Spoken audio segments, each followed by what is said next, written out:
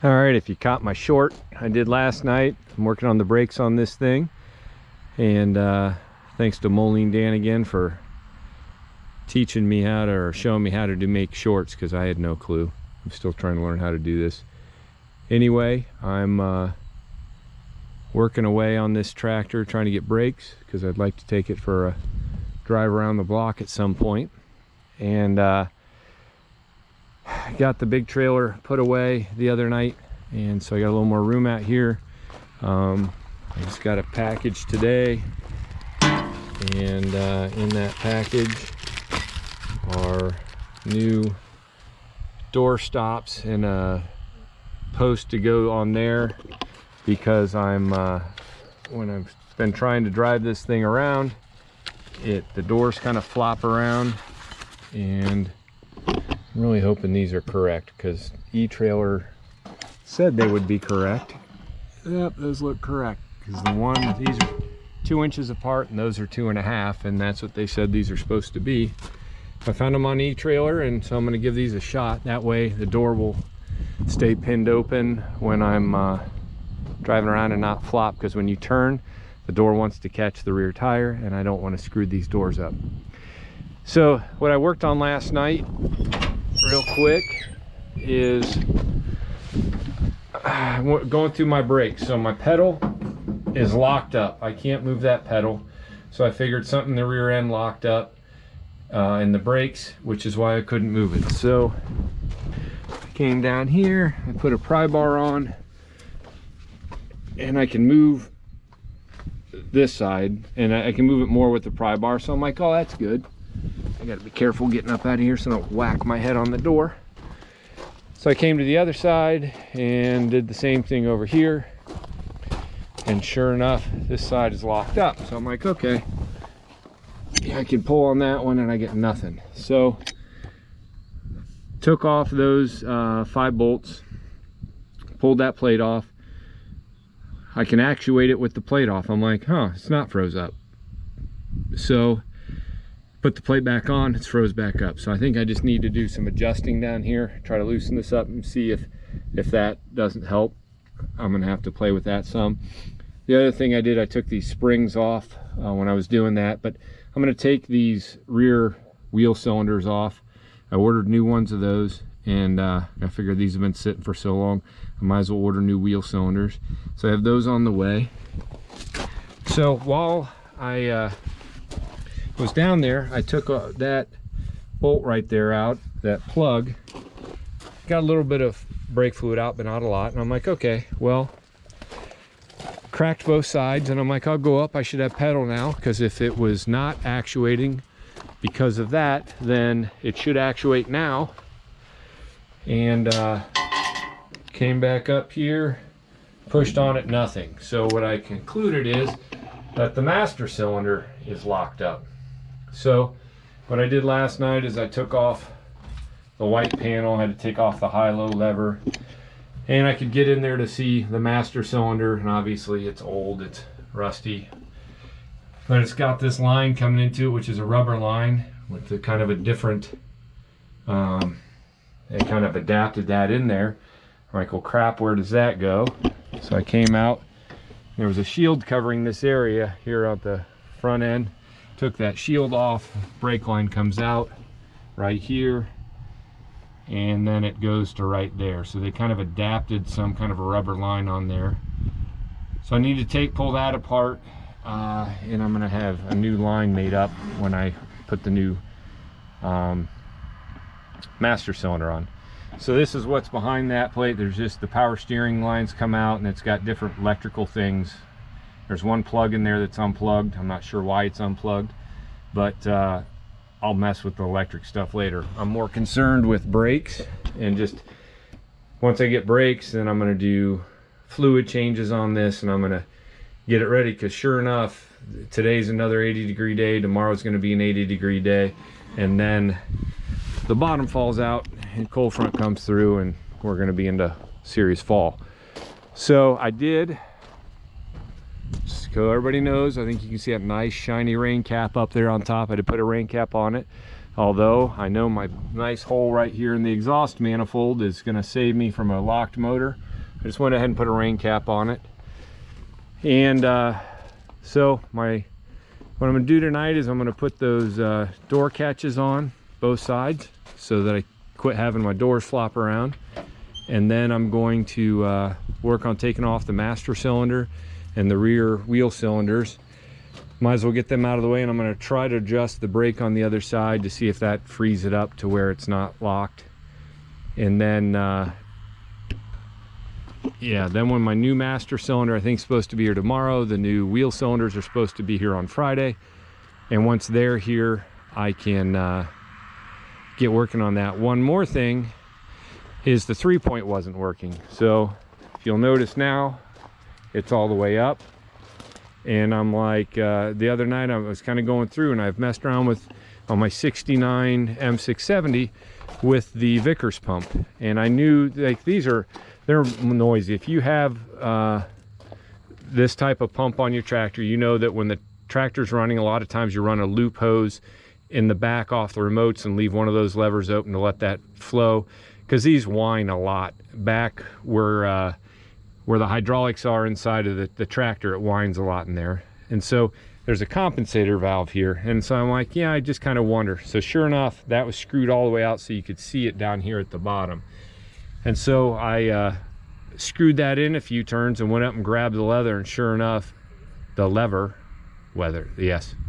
I can speak, been a long day, and pulled it up, and sure enough, my 3-point worked. So what it was is they had this backed all the way off. I had no pressure coming from the pump. Now it started whining some, but it was not terrible.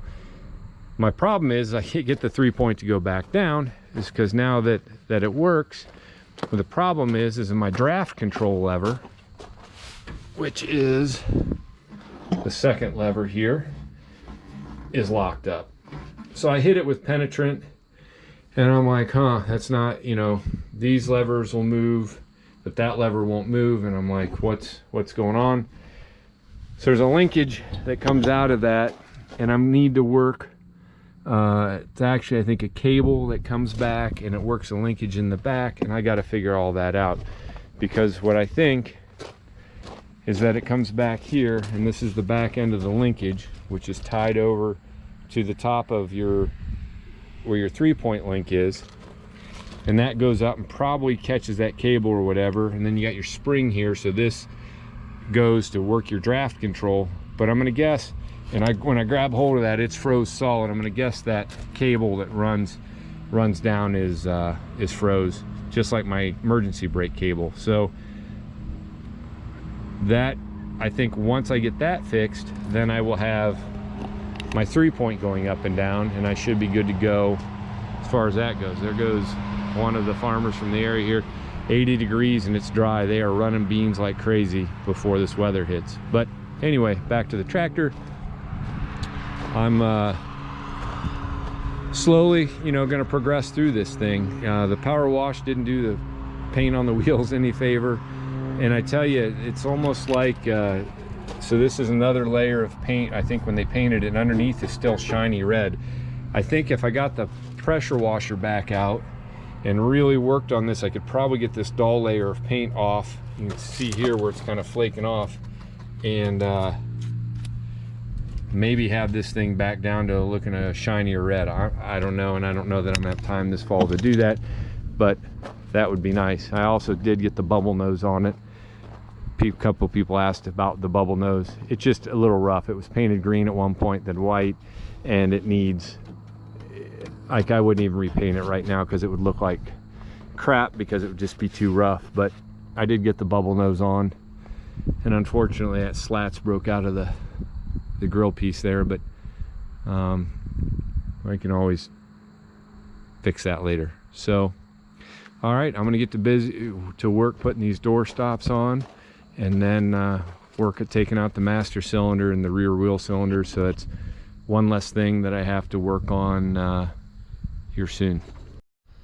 All right, so I started this process, I don't know if I can stand up on the tire here, by taking off that end right there from the rubber hose, although it kind of wanted to strip on me, so I got vice grips on it, got that out. So that's the end that's screwed into the inside of that And then I got the master cylinder off. It's kind of amazing because on this side was a nice short bolt, so the socket I had fit it nicely, and then the side that you can't see had a long bolt, so I had to go to, of course, a deep well after I searched and searched and searched for it. So it's kind of on the back side there, the bolt's still in there, but the rod stays with the brake pedal. I'll clean it up and reuse it, and it's got the rubber piece that goes over it to protect it. But now, amazingly enough, I have brake pedal. Before it was completely locked up. So just for fun, a few minutes ago, I'm playing with the master cylinder, and I stick a screwdriver in the end just to see, and lo and behold, now it works again. It goes up and down, but it's better to replace. I mean, let's face it, it was like 50 bucks for a new one. Money well spent, I believe. So then I came over here and took off this wheel cylinder. Sorry, my light's getting bad. This is a horrible thing. It's nice and warm out here. I could work all night and we're losing light. But took off the wheel cylinder, got the brake line off right there. That wasn't too bad. Just had to unscrew my adjustments here to get this out far enough, because on the wheel cylinder, so I almost fall over, it has this rod that comes out that then gets pushed in there, and this rod goes down into the that lever, and so you got to get it out far enough to get that off. But this is obviously very rusted up. That wheel cylinder is a mess. Yeah, this was a good thing to replace both of these two.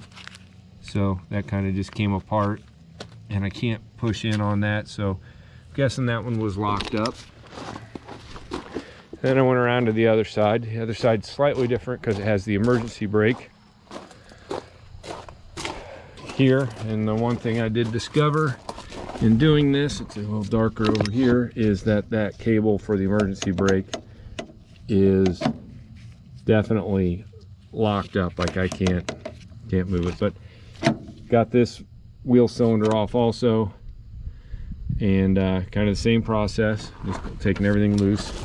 This one I actually had to tap to get this out of the lever there. It's way more rusted. This thing is in really bad shape. So again, it's good that I'm replacing both of those. And this one was stripped. The bleeder was stripped, which is the first problem I had when I was still at the place where I bought it from. I was trying to bleed it. So I'm going to say this, that when Oliver, Phil, and I brought this tractor home, I was kind of bummed that these are clear out at the end of the axles, and makes it really wide to haul.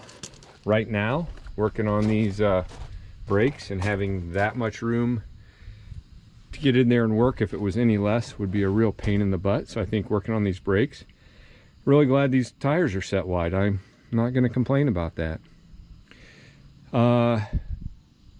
The other thing I'm going to say is I'm glad this thing is on 34-inch rubber instead of 38s. When we were at Napanee, Owen Knight had his 1600 there, which I talked about quite a bit. It had 38s duals on it. Looks awesome. Love the way that tractor looks. This thing is freaking tall to work on. I got a ladder out on the other side, just up and down, and when you're trying to work in the cab, it's kind of a lot. But anyway, I put on my door hardware there, and it bolted up just perfect. So I can't complain, except I'm going to come on this side. It hits, goes in, that's great, except this door's slightly cracked, and that rod needs to be about an inch shorter, because once it's all the way open, it's all the way to where its stop is. There's the corner of the door, there's the tire, and articulating it's going to catch that. This door needs to be over to where it's not gonna that's not gonna hit. So that's one thing I'm going to have to probably take off the post side, grind off the weld, shorten it, re-weld it, see if that'll do what I need it to do. Hopefully it works. But this door's got a, looks like it's been welded before.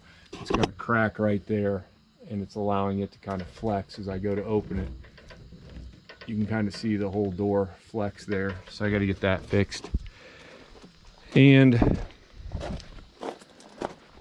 on the other side, the minute that I put like a pound of pressure on that bolt, it snapped off. I mean, my hand is like the most accurate torque wrench ever. I had about a pound on it when that snapped. This one, the bolt on that side is starting to strip on me, so I'm going to have to work on that some more. So I didn't quite get that accomplished tonight like I wanted to, and they're not working. The good thing is the bolt holes lined up. The bad thing is they're too long. The posts are. So here you can see I got my ladder out here just to help jump up and down off of this thing. So the rest of it tonight, what little time I have left, I'm going to pull that piece out of the master cylinder so I can take this whole thing to Napa, see what they have is in the way of lines. I do like it that it's got a rubber line coming out of the master cylinder, going through the firewall there, because that's going to be better, I think, for long-term vibration and stuff, as far as not getting cut by the metal up there and having issues with that. So I need to take that into Napa, see what I can come up with. Definitely replacing that line though. Definitely my wheel cylinders are on the way. Master cylinder's on its way. And I'm gonna then, so when I adjusted these things out, I thought that'll free everything up a little bit more. Definitely can move things, you know, there's springs on here for a reason to pull this up to when it's brakes are not on. I just want to not whack my head on that door. The other side, I didn't check after I got it all loosened up, but I thought that it was still kind of I don't think I can do that with this side. No, so it's barely getting anything out of this one. So I'm gonna have to take this side back off and figure out why this side is not moving as much as the other side. Basically two parts of this whole brake system. There's the old mechanical brakes, like are on a G900, 950, something like that. And then there's this, then the second part of the system is the wheel cylinders with the master cylinder to actuate those, because the articulation, you can't have the rod coming down here to activate the brakes. So I need to get both parts of that working correctly.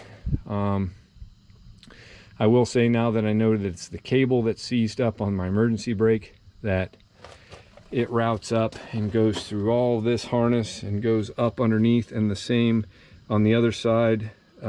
Cable comes down and goes back to my I think these are both in here someplace. The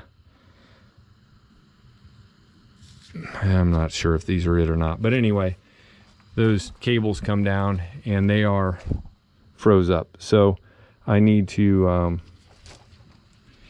figure that out and free them up somehow, or get new ones. I don't know, or I'm not going to have an emergency brake, and I'm not going to have draft control, which means I can't put the 3-point down. So I definitely got to figure that out. I guess I could let the 3-point down right now if I took out that pin and let's see. No, because there's this here. I don't know. I gotta look at that some more. There's draft control. It's not that difficult to figure out, but I just need to think this through a little bit more. Regardless, I got to get that working so that I can, the 3-point's functional. Really wish this one and the other A4T had a PTO, but they don't, and that's just the way they were made. So I think that's going to be it for tonight. because I'm rapidly losing daylight. The cold front's on its way. You can see the clouds building in. We've had like 3 beautiful sunny days and in the 80s, and you know, we're in this October 4th. We're at you know, a good time of the year. This is really helping all the crops dry out. Not that I farm, but for those that do, all my friends up here. So I'm just out here playing with old iron while they drive by with their grain carts and combines. So I've got gonna just keep picking away at these brakes, because once I get the brakes going, then this thing's a lot more drivable, because it's a little scary right now getting that much weight moving without having a way to stop it, just even maneuvering around the tight circumstances. I don't want to try to like put it in the barn and have, you know, maneuver around in there without having brakes. So hopefully by the end of this weekend. This is Wednesday. Should get the master cylinder tomorrow. Should get the brake wheel cylinders on Friday.